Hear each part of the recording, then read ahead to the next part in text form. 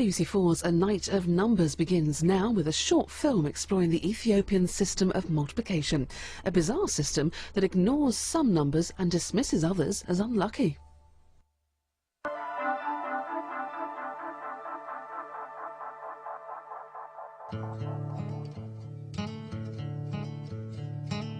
Could you imagine a world without fractions? A world where you could throw away your times tables? Well, there has been such a world here in Ethiopia, where for thousands of years merchants used a strange yet very sophisticated system of multiplication to calculate the price of goods at markets throughout the Horn of Africa and the Middle East.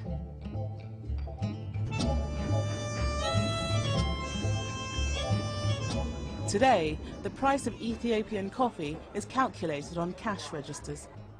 But where we in the West rely on modern technology, thousands of years ago, traders made their calculations with pebbles. All they needed to know is how to halve a number and how to double it. To Western eyes, the Ethiopian system is so strange that it seems more like a magic trick. To multiply 11 by 15, put the numbers into two columns. Keep halving the number on the left, ignoring all fractions. 11 becomes 5, becomes 2, until you reach 1. In the other column, you double.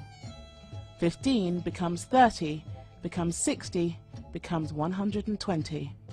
Whenever an even number appears in the halving column, ignore the row. Group the remaining beans in the doubling column together and count. You get 165, the perfect answer. It seems unbelievable that a system can ignore fractions, even throw away parts of the calculation and still come up with the right answer. But it works every time. Take another example.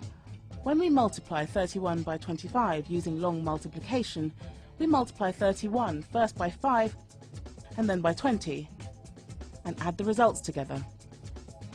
In Ethiopia, instead of multiplying by 5 and 20, they were effectively multiplying by 1, 8 and 16, just a different way to arrive at the number 25. By doubling a number, you're just multiplying by powers of 2. In our right-hand column, the number 31 has been multiplied by 1, then 2, then 4, then 8, and finally 16. But all that we need are the numbers that make up 25, that is the 1, the 8 and the 16. And here's the clever bit. By crossing out the even numbers on the left, you're always left with the correct powers of 2 on the right. In this case, the 2 and the 4 disappear, leaving 1, 8 and 16. By breaking the multiplication into powers of 2, the calculation has been converted into base 2 arithmetic. Once the sum has been broken down, all that remains is a simple addition. It's a system that seems completely foreign to Western eyes, but in fact we use it thousands of times a day because it's this system that powers today's computers. So there are three ways in which this is written. Secondly, it's breaking multiplication down into a series of addition. And thirdly, it's breaking everything down into very simple steps. Making calculations as simple as possible was all the inventors of the Ethiopian method wanted to do.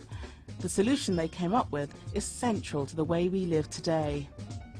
The ways they perform their calculations are almost exactly the same as the working methods of a computer. Amazingly, it seems that centuries before the invention of computers, Ethiopian traders cracked the code that lies behind the modern age. To learn more about numbers, go to the Open University's website at open2.net.